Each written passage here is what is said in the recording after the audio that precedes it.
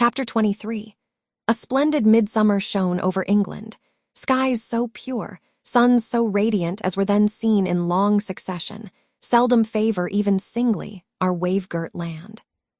It was as if a band of Italian days had come from the south, like a flock of glorious passenger birds, and lighted to rest them on the cliffs of Albion.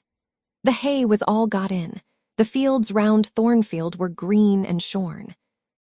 The roads white and baked, the trees were in their dark prime. Hedge and wood, full-leaved and deeply tinted, contrasted well with the sunny hue of the cleared meadows between. On Midsummer Eve, Adele, weary with gathering wild strawberries in Hay Lane half the day, had gone to bed with the sun. I watched her drop asleep, and when I left her, I sought the garden. It was now the sweetest hour of the 24. Day its fervid fires had wasted, and dew fell cool on panting plain and scorched summit. Where the sun had gone down in simple state, pure of the pomp of clouds, spread a solemn purple, burning with the light of red jewel and furnace flame at one point, on one hill peak, and extending high and wide, soft and still softer, over half heaven. The east had its own charm or fine deep blue, and its own modest gem, a rising and solitary star. Soon it would boast the moon, but she was yet beneath the horizon. I walked a while on the pavement.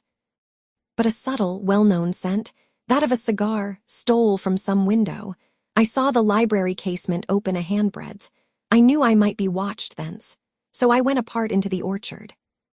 No nook in the grounds more sheltered and more Eden-like. It was full of trees, it bloomed with flowers. A very high wall shut it out from the court, on one side. On the other, a beech avenue screened it from the lawn. At the bottom was a sunk fence, its sole separation from lonely fields. A winding walk, bordered with laurels and terminating in a giant horse-chestnut, circled at the base by a seat, led down to the fence. Here one could wander unseen. While such honeydew fell, such silence reigned, such gloaming gathered, I felt as if I could haunt such shade forever. But in threading the flower and fruit parterres at the upper part of the enclosure, enticed there by the light the now rising moon cast on this more open quarter, my step is stayed, not by sound, not by sight, but once more by a warning fragrance. Sweetbriar and southernwood, jasmine, pink, and rose have long been yielding their evening sacrifice of incense. This new scent is neither of shrub nor flower. It is, I know it well, it is Mr. Rochester's cigar. I look round and I listen. I see trees laden with ripening fruit. I hear a nightingale warbling in a wood half a mile off. No moving form is visible, no coming step audible, but that perfume increases. I must flee. I make for the wicket leading to the shrubbery, and I see Mr. Rochester entering. I step aside into the ivy recess. He will not stay long. He will soon return whence he came, and if I sit still, he will never see me. But no, eventide is as pleasant to him as to me, and this antique garden as attractive. And he strolls on, now lifting the gooseberry tree branches to look at the fruit, large as plums with which they are laden. Now taking a ripe cherry from the wall, now stooping towards a knot of flowers, either to inhale their fragrance or to admire the dew beads on their petals. A great moth goes humming by me. It alights on a plant at Mr. Rochester's foot. He sees it and bends to examine it. Now he has his back towards me, thought I, and he is occupied too. Perhaps if I walk softly I can slip away unnoticed.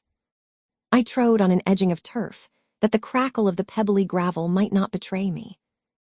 He was standing among the beds at a yard or two distant from where I had to pass. The moth apparently engaged him. I shall get by very well, I meditated.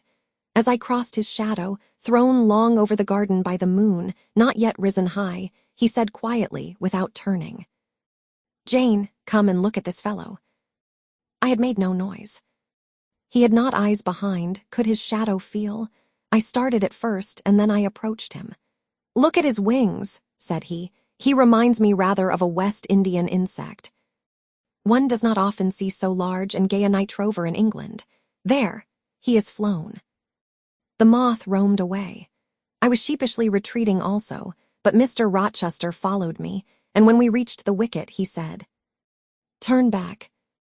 On so lovely a night, it is a shame to sit in the house. and surely no one can wish to go to bed while sunset is thus at meeting with moonrise. It is one of my faults that though my tongue is sometimes prompt enough at an answer, there are times when it sadly fails me in framing an excuse. And always the lapse occurs at some crisis, when a facile word or plausible pretext is specially wanted to get me out of painful embarrassment. I did not like to walk at this hour alone with Mr. Rochester in the shadowy orchard. But I could not find a reason to allege for leaving him. I followed with lagging step, and thoughts busily bent on discovering a means of extrication. But he himself looked so composed and so grave also, I became ashamed of feeling any confusion. The evil, if evil existent or prospective there was, seemed to lie with me only. His mind was unconscious and quiet. "Jane," he recommenced, as we entered the laurel walk and slowly strayed down in the direction of the sunk fence and the horse-chestnut. "Thornfield is a pleasant place in summer, is it not?" "Yes, sir." "You must have become in some degree attached to the house. You, who have an eye for natural beauties, and a good deal of the organ of adhesiveness." "I'm attached to it indeed. And though I don't comprehend how it is, I perceive you have acquired a degree of regard for that foolish little child Adele, too, and even for simple Dame Fairfax." "Yes, sir, in different ways I have an affection for both, and would be sorry to part with them." "Yes." "Pity," he said, and sighed and paused. "It is always the way of events in this life," he continued presently. "No sooner have you got settled in a pleasant resting place than a voice calls out to you to rise and move on, for the hour of repose is expired." "Must I move on, sir?" I asked. "Must I leave Thornfield?" "I believe you must, Jane. I am sorry, Janet, but I believe indeed you must." This was a blow, but I did not let it prostrate me. "Well, sir, I shall be ready when the order to march comes." "It is come now. I must give it tonight." "Then you are going to be married, sir?" "Exactly, precisely." "With your usual acuteness, you have hit the nail straight on the head." "Soon, sir." "Very soon, that is, Miss Eyre. And you'll remember, Jane, the first time I or rumor plainly intimated to you that it was my intention to put my old bachelor's neck into the sacred noose, to enter into the holy estate of matrimony, to take Miss Ingram to my bosom. In short, she's an extensive armful. But that's not to the point. One can't have too much of such a very excellent thing as my beautiful Blanche. Well, as I was saying, listen to me, Jane. You're not turning your head to look after more moths, are you? That was only a lady clock, child, flying away home. I wish to remind you that it was you who first said to me, with that discretion I respect in you, with that foresight, prudence, and humility which befit your responsible and dependent position, that in case I married Miss Ingram, both you and little Adele had better trot forthwith. I pass over the sort of slur conveyed in this suggestion on the character of my beloved. Indeed, when you are far away, Janet, I'll try to forget it. I shall notice only its wisdom, which is such that I have made it my law of action. Adele must go to school, and you, Miss Eyre, must get a new situation. Yes, sir, I will advertise immediately, and meantime, I suppose I suppose I may stay here till I find another shelter to betake myself to. But I stopped, feeling it would not do to risk a long sentence, for my voice was not quite under command. In about a month I hope to be a bridegroom, continued Mr. Rochester, and in the interim I shall myself look out for employment and an asylum for you. Thank you, sir, I am sorry to give. Oh, no need to apologize. I consider that when a dependent does her duty as well as you have done yours, she has a sort of claim upon her employer for any little assistance he can conveniently render her. Indeed, I have already, through my future mother-in-law, heard of a place that I think will suit. It is to undertake the education of the 5 daughters of Mrs. Dionysius O'Gall of Bitternut Lodge, Connaught, Ireland. You'll like Ireland, I think. They're such warm-hearted people there, they say. It is a long way off, sir. No matter. A girl of your sense will not object to the voyage or the distance. Not the voyage, but the distance. And then the sea is a barrier. From what, Jane? From England and from Thornfield, and, well, from you, sir. I said this almost involuntarily, and with as little sanction of free will, my tears gushed out. I did not cry so as to be heard, however. I avoided sobbing. The thought of Mrs. O'Gall and Bitternut Lodge struck cold to my heart, and colder the thought of all the brine and foam, destined, as it seemed, to rush between me and the master at whose side I now walked, and coldest the remembrance of the wider ocean. Wealth, caste, custom intervened between me and what I naturally and inevitably loved. It is a long way, I again said.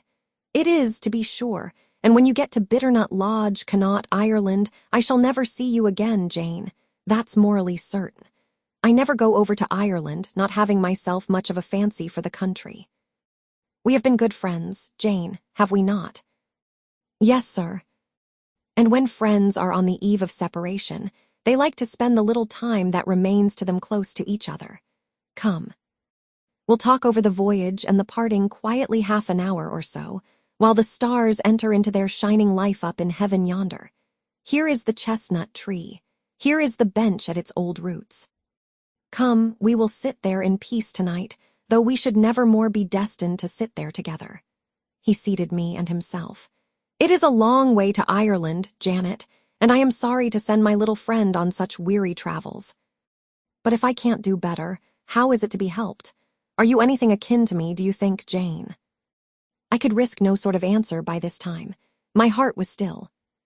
Because, he said, I sometimes have a queer feeling with regard to you, especially when you are near me, as now.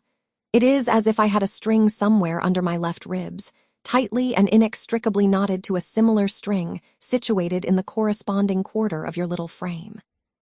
And if that boisterous channel and 200 miles or so of land come broad between us, I am afraid that cord of communion will be snapped.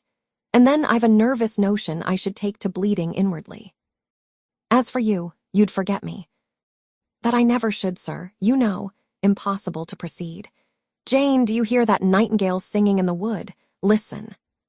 In listening, I sobbed convulsively, for I could repress what I endured no longer. I was obliged to yield, and I was shaken from head to foot with acute distress.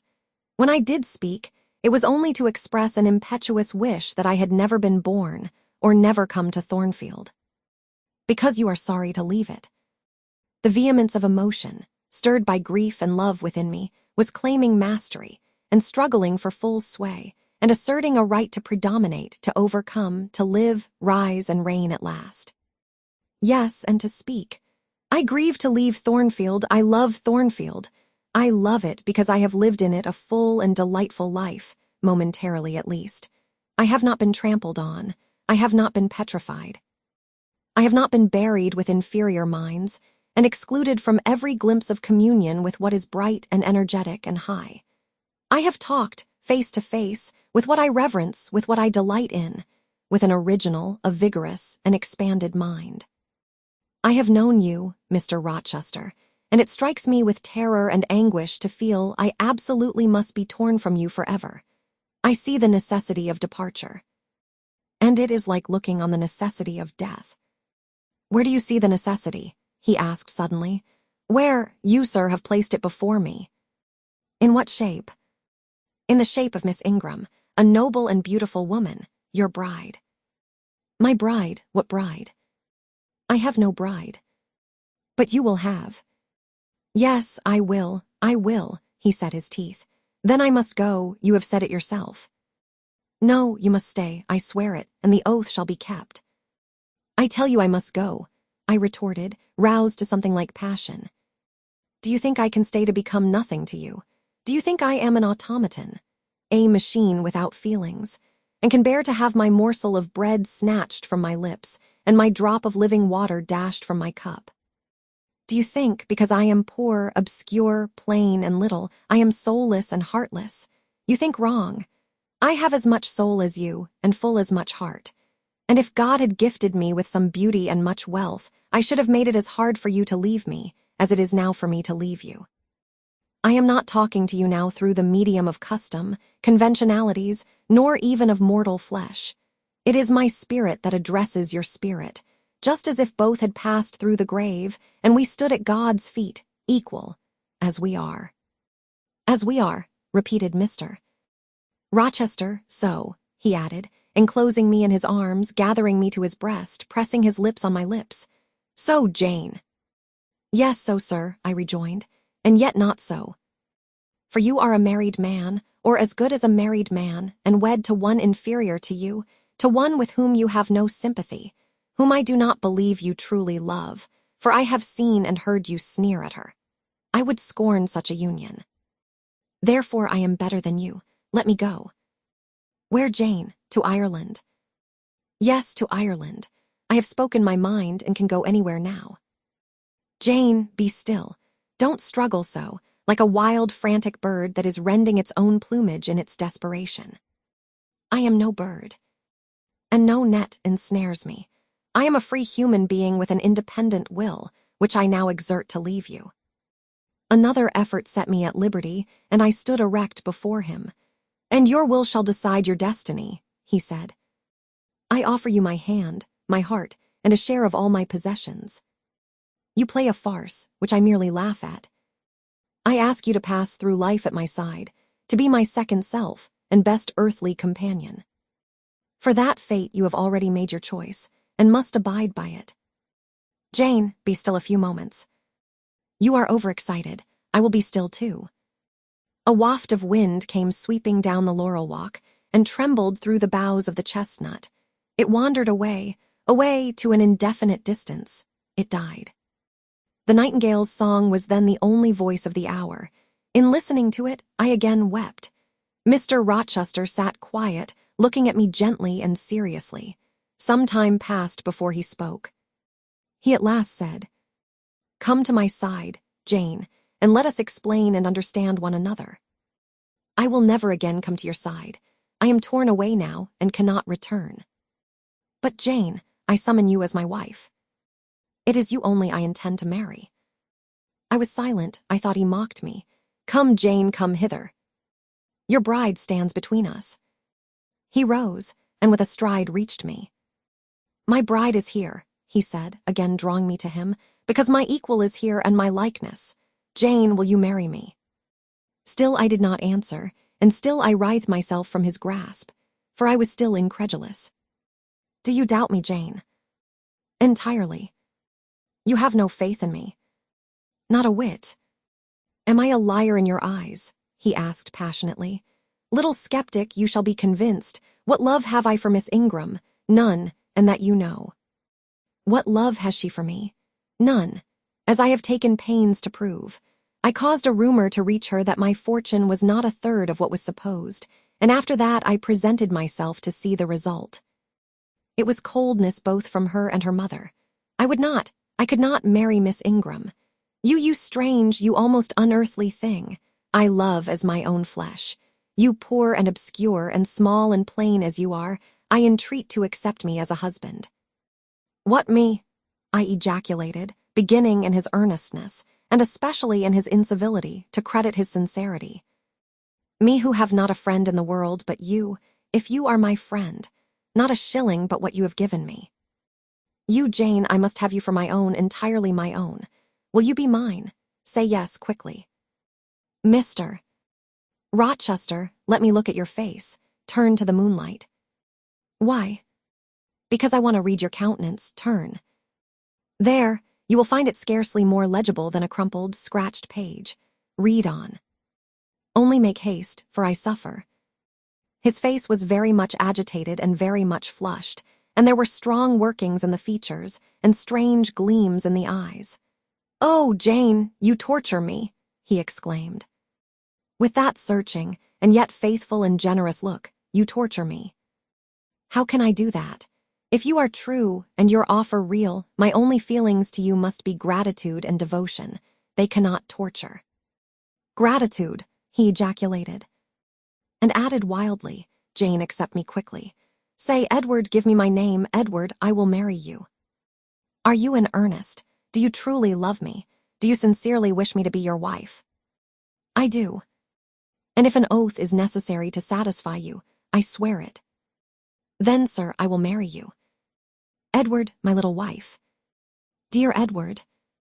Come to me entirely now, said he, and added in his deepest tone, speaking in my ear as his cheek was laid on mine, make my happiness, I will make yours. God pardon me, he subjoined ere long, and man meddle not with me. I have her, and will hold her. There is no one to meddle, sir. I have no kindred to interfere. No, that is the best of it, he said, and if I had loved him less I should have thought his accent and look of exultation savage. But sitting by him, roused from the nightmare of parting, called to the paradise of union, I thought only of the bliss given me to drink in so abundant a flow. Again and again he said, Are you happy, Jane? And again I answered, Yes. After which he murmured, It will atone, it will atone. Have I not found her friendless and cold and comfortless? Will I not guard and cherish and solace her? Is there not love in my heart and constancy in my resolves? It will expiate at God's tribunal. I know my Maker sanctions what I do. For the world's judgment, I wash my hands thereof. For man's opinion, I defy it. But what had befallen the night? The moon was not yet set, and we were all in shadow. I could scarcely see my master's face, near as I was. And what ailed the chestnut tree? It writhed and groaned, while wind roared in the laurel walk and came sweeping over us. We must go in, said Mr. Rochester. The weather changes. I could have sat with thee till morning, Jane. And so, thought I, could I with you. I should have said so, perhaps, but a livid, vivid spark leapt out of a cloud at which I was looking, and there was a crack, a crash, and a close rattling peal. And I thought only of hiding my dazzled eyes against Mr. Rochester's shoulder. The rain rushed down. He hurried me up the walk, through the grounds, and into the house, but we were quite wet before we could pass the threshold. He was taking off my shawl in the hall and shaking the water out of my loosened hair when Mrs. Fairfax emerged from her room. I did not observe her at first, nor did Mr. Rochester. The lamp was lit. The clock was on the stroke of 12. Hasten to take off your wet things, said he, and before you go, good night, my darling. He kissed me repeatedly. When I looked up, on leaving his arms, there stood the widow, pale, grave, and amazed. I only smiled at her and ran upstairs. Explanation will do for another time, thought I still. When I reached my chamber, I felt a pang at the idea she should even temporarily misconstrue what she had seen. But joy soon effaced every other feeling, and loud as the wind blew, near and deep as the thunder crashed, fierce and frequent as the lightning gleamed, cataract-like as the rain fell during a storm of 2 hours' duration, I experienced no fear and little awe. Mr. Rochester came thrice to my door in the course of it, to ask if I was safe and tranquil, and that was comfort, that was strength for anything. Before I left my bed in the morning, little Adele came running in to tell me that the great horse-chestnut at the bottom of the orchard had been struck by lightning in the night, and half of it split away.